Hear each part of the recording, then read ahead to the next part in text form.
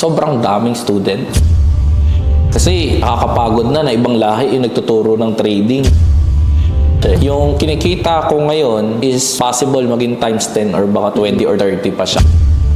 Isa sa mga pinakamagandang simulan or aralin na skill yung pagte-trade.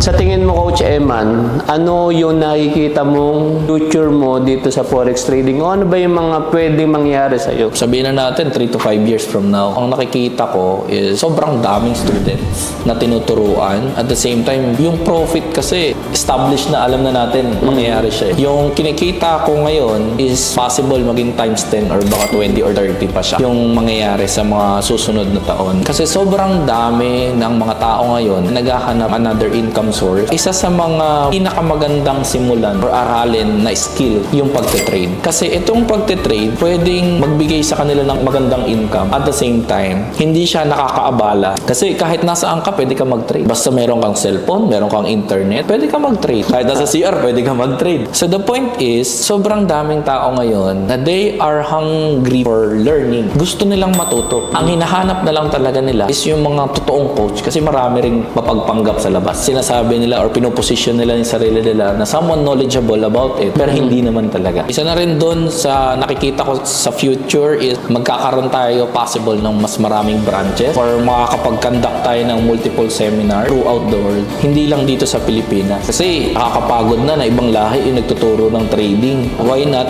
Pilipinas, Pilipino na yung nagtuturo para sa kapwa niya Pilipino? In natural language natin.